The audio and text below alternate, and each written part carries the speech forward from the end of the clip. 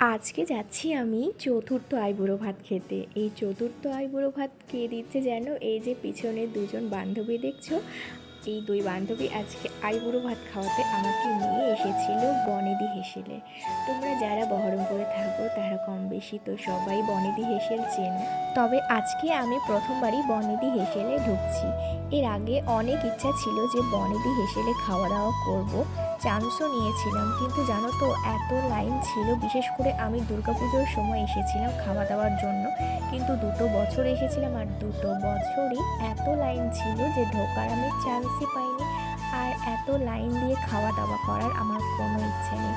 তো আজকে সেই সুযোগটা হয়েছে খাওয়া দাওয়া করার। আর দেখো, কথা বলতে বলতে আমাদের জন্য কত রকমের খাবার চলে এসেছে। আমাদের জন্য নয়, স্পেশালি ওই দুই বান্ধবী আমার জন্যই অর্ডার দিয়েছিল এগুলো। তো দেখে নাও তোমরা কত সুন্দর ওরা পরিবেশন করে দিচ্ছে। তারপর এই যে দেখো, বান্ধবীরা এই খাবারগুলোকে আরও সুন্দরভাবে সাজিয়ে দিচ্ছিল।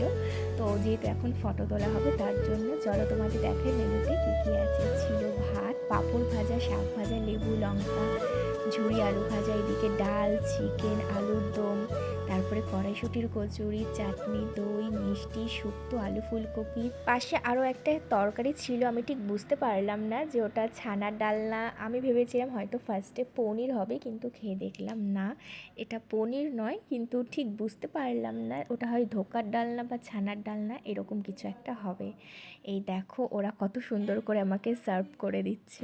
সত্যি আমি ভাবতেই পারছি না যে আমি আইবুড়ো ভাত খাচ্ছি। জানো, এতদিন আমি সবার ভিডিওতে ফটোতে দেখতাম আইবুড়ো ভাত খাওয়া, কিন্তু আজকে যখন আমাকে সবাই আইবুড়ো ভাত খাওয়াচ্ছে আমার কেমন যেন একটু লজ্জা লজ্জাই লাগছিল। এই যে দুই বান্ধবী একটু একটু করে আমাকে খাইয়ে দিচ্ছিল।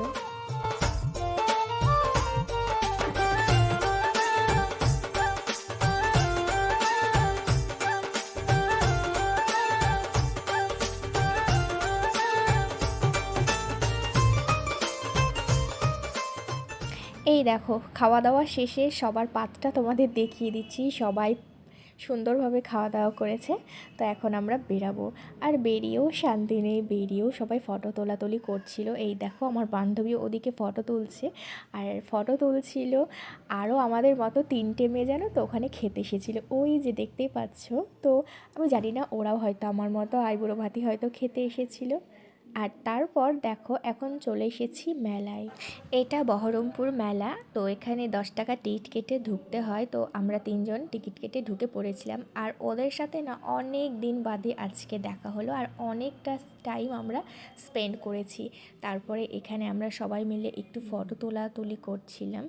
আর তখনও সন্ধে হয়নি, বিকেলবেলা চলছিল। আর এইখানটায় দেখো ফার্নিচারগুলো এত সুন্দর সুন্দর লাগছিল, মনে হচ্ছিল কিনে নিই, কিন্তু আমাদের তো আর সেই সামর্থ্য নাই যে কিনবো। মেলাতে কিছু কিনিনি ঠিকই, তবে মেলাতে 3জনে অনেকটা টাইম আজকে স্পেন্ড করেছি।